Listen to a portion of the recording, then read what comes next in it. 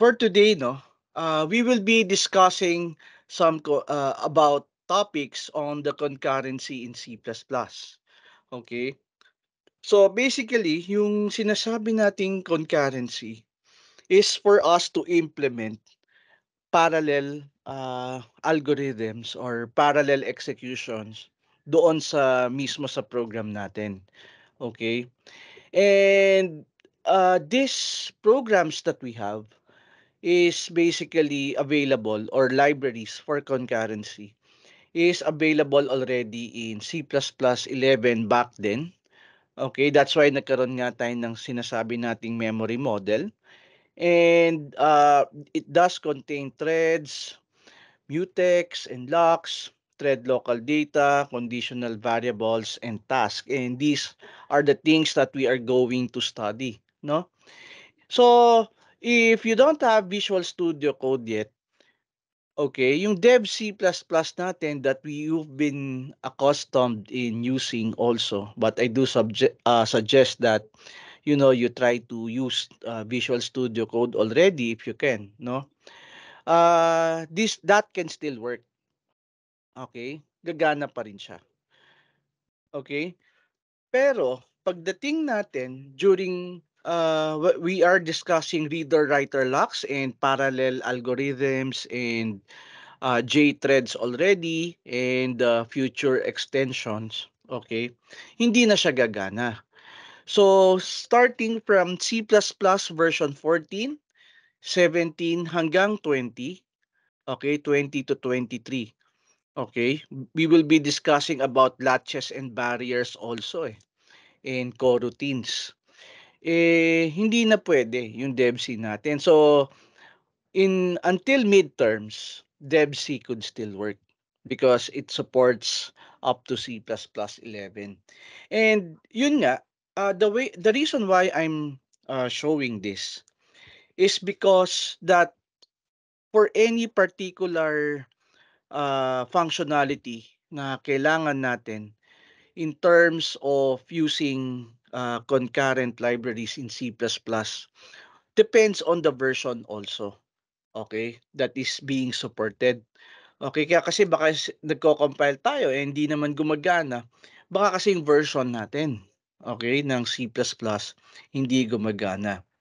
Now, when I always work on the C++ concurrency library, I always use the reference cppreference.com. Okay, ito parate yung ginagamit ko. And you would see here class, no? Yung ano natin, yung concurrency support library. Okay? And dito no makikita nyo C++11, and all you have to do is to click on that, and there are other standard libraries that you could use also. We have a rich set of functionalities that you can use, and C++26 is also documented here. And dito lang magko-concentrate yung mga gagamitin natin. Now, once you have this, as what you can see from the PowerPoint slide, and this is exactly what you are seeing on the website itself. Okay, the the header file that we need to include is the thread, no, yung thread header file natin. Okay, so moving forward, how do we know if our platform, okay, supports threading? Okay, so let's now try to create a simple program for that. So dito sa program, sa ano natin, meron tayong, I'll try to activate first dev C++ para for those of you na who haven't set up Visual Studio Code yet, okay, and you would like to test the code right away, okay, you'll be able to do so. But if you were able to set up Visual Studio Code already, mas maganda kung Visual Studio Code na gamitin ninyo, no? Because in the succeeding lectures, no, since ngayon pa lang tayo magsisimula mag-discuss about these things, no? We will be using yung the the things the tools that we have been accustomed in using before. So I'll now try to create a program here, no? So I'll try to create a source file and include IO stream. Yan. And we have here using namespace std. Okay? So we have here the main function, and then we have return 0. And let's now try to print out a simple hello world statement. Yan. De facto uh, output when we would like to test our program. Now I'll be running this program and save it as test.cpp. Okay, let me shut down my uh, antivirus. Okay, yan. And you would see here, class, no, that we were able to run already our program. Okay. Ngayon, class, if we are to test if the thread is running, okay, we simply include the header file, okay, thread, and that's it, no? So based on our reference here, for us to be able to execute the functions that manages the current thread or several functions that we could use here, no? We could just define thread, no, in our example, in our header file. Okay, and let's now try to execute the get ID method para malaman natin yung ID ng thread natin, because each thread that we activated has its own assigned ID to it. Okay? And makikita nyo dito sa reference, it's defined in namespace this thread. Okay? Dito siya naka define, no, sa namespace na yan. So that's what we will be doing. Okay?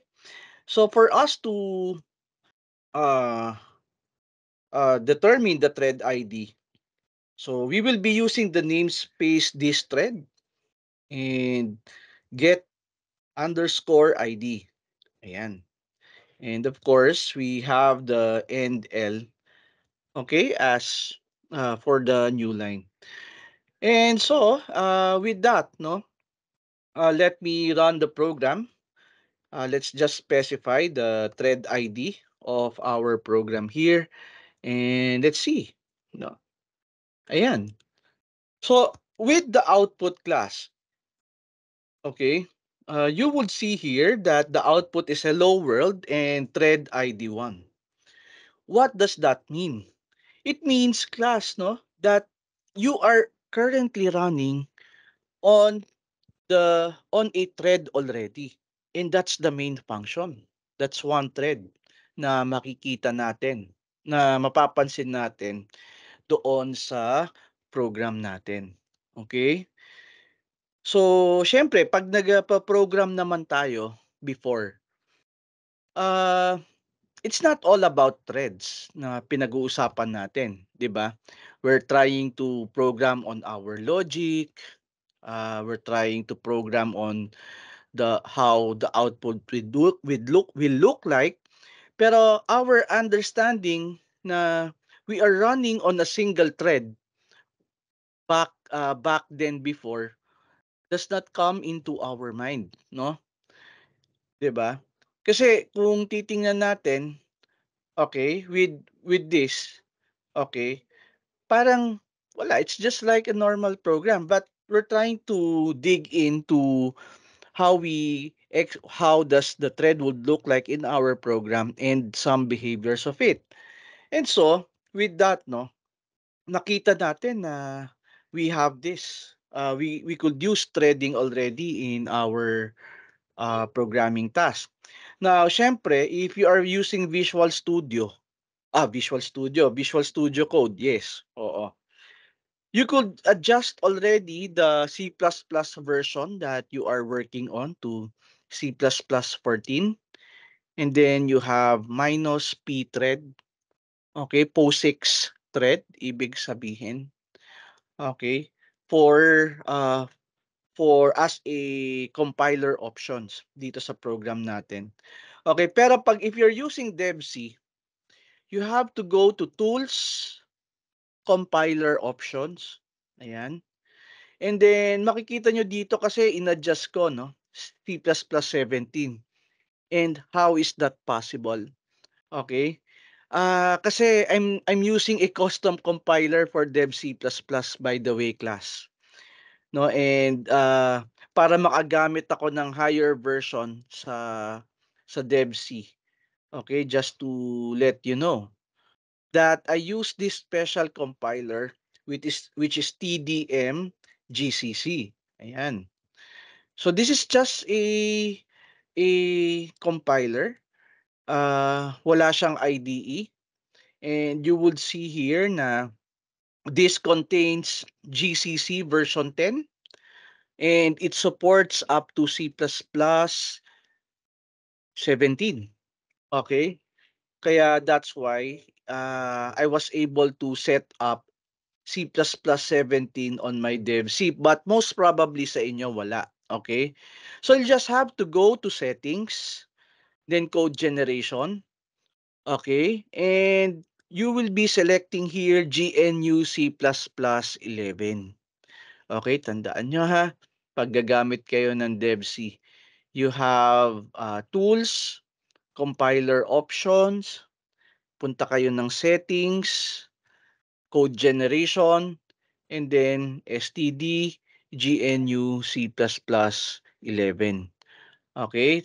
And once you are done with that, no, you can already compile using the thread header file that we have here. Kasi mag-e-error yan pag hindi nyo na-set up yung C++11 sa DevC ninyo.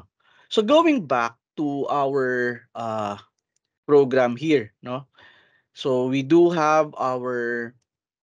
did set up Visual Studio Code already. There are three ways you can create a thread in C++. Siyempre, unang-una, you wanted to organize your thread in a form of a function. Much like this one. You wanted to organize. This main function here is a thread, and naka-organize siya in a function. Okay? And so, to do that, okay, so sabihin natin we have void display message. Meron tayo dito, display message. And under display message class, we do have something like cout, okay, welcome to FEU Tech. Okay? Yan. And we have L. Ayan, no? Welcome to FEU Tech. And then we have L. And so kung titingnan natin class, no, we have here if we are to call this function, syempre we need a function prototype for that one. Ayan.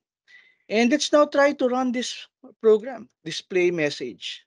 Syempre we will be having a function call, di ba? So yun ang gagawin natin. And so let me run this program. O ayan, makikita natin, welcome to FEU Tech, yung output natin after hello world, syempre. Okay? Now, let's now try to take a closer look. Okay? On the thread ID for this particular display message na meron tayo. So, I'll just copy and paste the command that we did use. Okay? And add some redirection here and run the program. Ayan.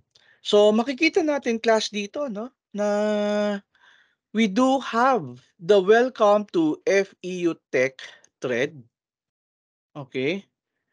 with this, they are running on the same thread. Kasi yung hello world natin is thread ID is 1, and makapapansin ninyo na we are into FEU Tech display message na ID is 1 din.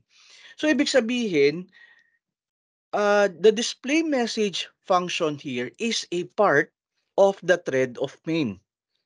So wala tayong multi-thread na nangyayari dito kasi they are still running on the same thread. And our objective here is to run display message on another thread. And so what we will be doing, okay, is simple. Okay? So if we want to run this function on a separate thread, all we have to do is to instantiate a thread, let's say T1, okay? And then we will just be yan, no? Calling the function name without the parentheses. We will just have to specify. Yan. So we have thread T1, okay, which is display message. Okay?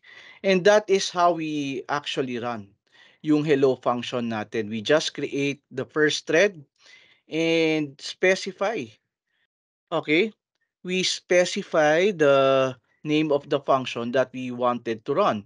And so with that, makikita natin, no, if we will be running this program. Okay? That there is, okay, welcome to FEU Tech Thread ID 2. So, ibig sabihin, dalawa na ang nagra-run natin na thread in our program. It's much like two main functions that are running at the same time. Okay? However, mapapansin natin, sir, bakit merong terminated called with an active exception? Yes, it does occur. Okay? Kasi kung titingnan natin about these things, okay, ito kasing we have two threads. Okay? Now, these two threads are running at the same time. Once this is executed by the main thread, okay, uh, the thread handle of this one is on the responsibility of main. Natapos na agad si main sa program, and it is possible, okay, that T1 here, that this T1 thread is still running and it's on the joining state. Okay? So that's why we got an exception. Okay, kumbaga, there's a possibility kasi na thread T1 is still running. Tapos si main natapos na because they are running independently, sabay. Okay, ikaw nasa si main nasa finish line na, e-exit na ng program while T1 is still running. Okay? So that's why, class, when we have this, when a thread object goes out of scope and it is in a joinable state, the program is terminated. Kaya lalabas yung terminated called without an active exception. So that's why we have these two methods that we can use, which is join. Okay? We try to wait for the thread to finish its execution bago natin i-terminate yung main. Or we could use detach. Okay? If we use detach, we permit to execute the thread that we created independently from the thread handle. Of course, kung tatanungin nyo ako, sir, ano bang mas okay? Join or detach? Siyempre, depends on the use. Para sa akin, class, which is join. Because you wanted to clear things out first. You wanted to make sure that the operation is okay. Okay, so we will be placing here T1.join. Anong ibig sabihin nito? No? That when we will wait for thread T1 to finish first before printing out program ends. Ayan. That's that's that's what we wanted to do. And let's now try to run the program. So, okay na. Okay? Our program is clean now, and you would see here that there's no exception, and we are running on two threads. So there's a possibility already, okay, that the first statement, hello world, is running on core 1 of your CPU, and yung thread number 2 natin is running on core 2 of your CPU. Okay? Pero bakit sabi kong there is a possibility? Okay, since kasi operating system ang nag-aano sa atin eh. Operating system ang nagtawag dito, nagma-manage ng mga threads natin. Okay? Kasi pwede rin mangyari, these two threads that we are working on dahil sobrang liit lang, parehas pa rin sila sa core 1 ng CPU natin. Okay? Kasi sobrang liit lang eh. Siguro sabi ng operating system, hindi naman mabigat. So why use core 2? Because you can still use concurrency in a single core. Remember yung context switching that we discussed before? Okay, but syempre, these are all related to tawag dito, to the operating system. And so yes, no, class, no, that's how we try to declare a thread in our program. So the second way of declaring a thread, okay, is through a class. And meron kayong method sa class natin, such as in this example. Okay? We have here hello object, and let's now try to have here yung hello object natin. Let's try to declare a class called hello object, and meron siyang isang member function called object function kasi gusto mong i-organize yung threads mo. Naka-class. And so you have this body for the object function. And sa C++ kasi you are creating this prototype of your class or template. Tapos syempre the body of your class, no? So pwede rin namang inline function 'to. Like nandito yung cout, yung body sa loob ng class ninyo. And that's a different uh,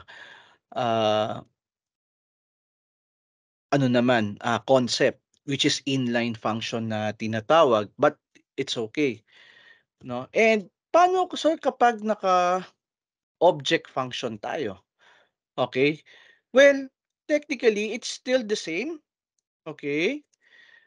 You'll just have to initialize another thread, T2, for that, okay? And before instantiating the thread number 2, you have to instantiate your class hello object, and let's now try to have it as HO. Unlike Java, syempre, kailangan mo ng new hello object. Pero ito, okay lang na wala. Okay? So you have HO, and then you would specify where, no? What part of your class would like to have it threaded. So that's under hello object function. And that is what you will be placing it here. Ayan, minus the function call, syempre. Ayan, so you would need an ampersand and the object itself. Ayan, you will just have to specify what object, no, you would run in the thread.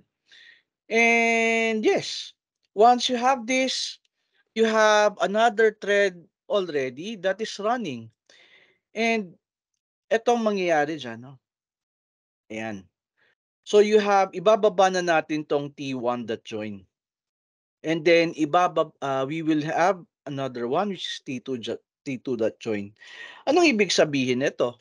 Ang ibig sabihin nito is that it would wait for thread 1 to finish first and thread 2 to finish, okay, before executing program ends. Okay, so if I were to annotate, let's now try to use this annotation. Pwede ba? Okay. So if this is our thread 1, no? And this is our thread 2. Ang sinasabi niya, when you are executing, okay, when you are executing and you executed join, okay, our process would wait for the two threads to join or to wait, no, before executing program ends. Yan. Ganyan ang itsura niya. So that's why dito sa dito sa diagram natin, mapapansin nyo you have this activity diagram, okay, na meron kayong bar sa activity diagram sa UML where you are waiting for different activities to finish, and that's the concept of it, no? So yes, class, no, that's how you could picture join. And so teka, ngayon ko lang ginamit tong no, annotation natin. Going back dito sa ano natin, uh, yeah, how can I can stop already. Ayan. Ay, let me, yan. Okay. So, since we have that already, let me run the program. Okay? Pero may nakalimutan tayo. Let's now try to extract the thread ID of this hello object function. The thread ID. Okay. Yan. Yan. Tapos we have this one. Okay. And let me run this program.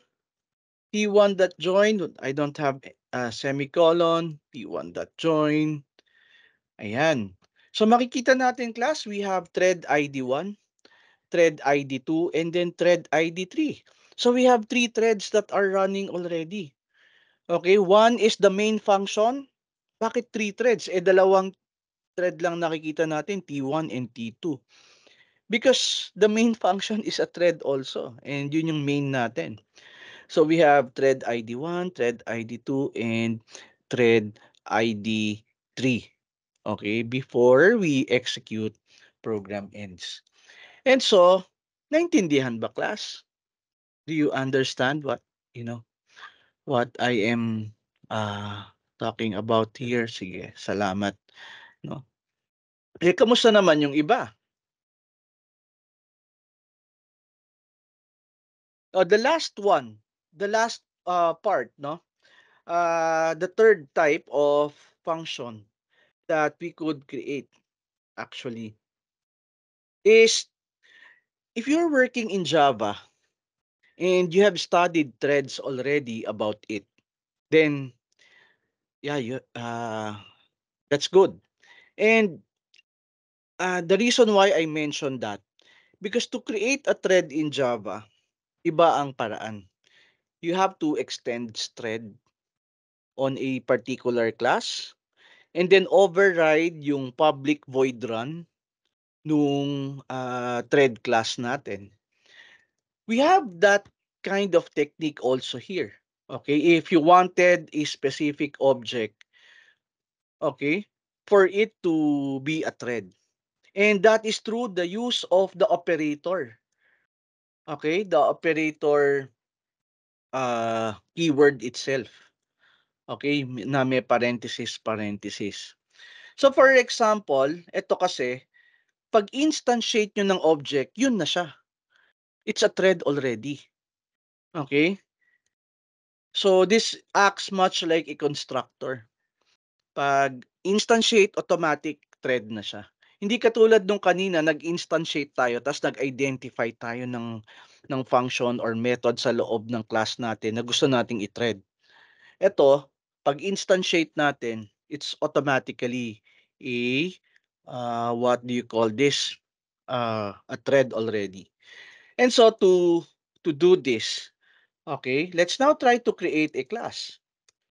So you have a class, hello, uh, hello, this, let's say, display banner class. Okay, just for us to have another example. And for this display banner to work, no, what we will be doing is we have a public uh, access specifier here, and we have an operator. Ayan. Ayan. So we have that particular method here, and let's now try to have hello. Ayan. Copy na lang natin to, yung buong statement na yan. Ayan. So we have here hello from object function thread. Ito naman, hello from display banner. Hello, banner object. Okay? With a specific thread ID, of course. Okay? So this is how the program goes. And kung titingnan natin, class, how do we work on that? We simply instantiate a thread T3 here and instantiate, no, yung display banner. So I'm sorry. So I have here display banner DB. It's instantiated already, and we'll just have to do that. DB. We specify the object of reference itself. This is our object reference. Unlike the first one, namili tayo ng particular function on that particular object. And that's it. No? You have instantiated that already. And we have here T3.join so that we could wait for the thread to finish. Okay, I'm sorry. And yes, as what you can see, we have 4 threads that are running already. One is on the main function. The second one is on the separate function. The third one is a method inside an object. And the fourth one is the object itself. Our object itself is a thread. I, okay? And that is how we create threads in our program. And so, sir, syempre, uh, ayun nga, no? What if our function contains parameter, 'di ba? Is it still possible to create a thread that accepts a parameter? Well, yes, no? Like for example, we would like to create another function here. Okay? Which is dito sa display message natin, we have another one. Okay? Dito sa display message natin, we have display message 2 or display another message. Okay? But this time, we have a parameter called str. Okay? And instead of welcome to FEU Tech, what we wanted to write here is the string that was passed as a parameter. Okay? And specify the thread ID for that. Okay? And syempre, since we created this on another function, okay, so we have here display another message. Let's now try to create a function prototype for that. Ayan, we have display another message. Okay, and let's try to create now a thread for that. Okay, so we have here a thread T4. This is our fourth thread. Okay, and what we wanted to do is to call display another message. Ayan. Display another message. We wanted it as a thread. And unlike a function call where we place the arguments on a parenthesis, dito, you try to feed the parameters or enter the parameters on the thread instantiation. So dito you have, let's say my name Reginald Cheng. Ayan. So display another message. And syempre, and that's it, no? And we have here t4.join. Ayan, t4.join. So with this, let me run the program. Ayan. So makikita nyo, hello from, welcome to Reginald Cheng. Welcome to Reginald Cheng. Welcome, welcome lang, no? Ano ba yan? So welcome. Ayan. So let me try to compile it again. Ayan. Okay, so welcome Reginald Cheng, and thread ID is 5. So we have 5 threads that we are working on. Okay? May napansin ba kayo? Does anyone see any irregular behavior? It's because, uh, di ba, as what we have said, the operating system is the one scheduling on which CPU the thread will be running. Di ba? And when will it be uh, executed? Okay? It happens that yung thread ID 5 natin, which is display another message, it just so happens that the operating system executed it first before any other threads. Or might be possible that halfway na unang natapos yung display another message kahit huli siyang in-execute. Okay? Nauna siyang natapos before any other threads that we have activated. And you know why? Maybe because, instantiating an object takes more CPU time than just executing a function call. Kaya makikita nyo dito, we have object function nasa hulihan and display banner object nasa hulihan. Pero nauna yung welcome Reginald Cheng thread ID 5. Pero siya yung huli nating ginawa, 'di ba? And so, that's one observation that we can get from here. Now, look another observation, no? Kapag ginawa nilipat ko yung t1.join and t2.join natin dito sa yan. And then we have t3.join and t4.join. What do you think will happen if I'll be doing this without compiling this program? Ano sa tingin nyo ang mangyayari? Anyone? If, I'll uh I'll do it this way.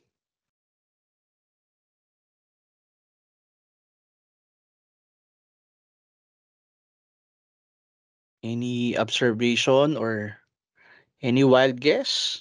Ano kaya ang pwedeng mangyari if I'll be doing this? So logically, ano sa tingin nyo ang mangyayari? The thing here, class, no, is that uh,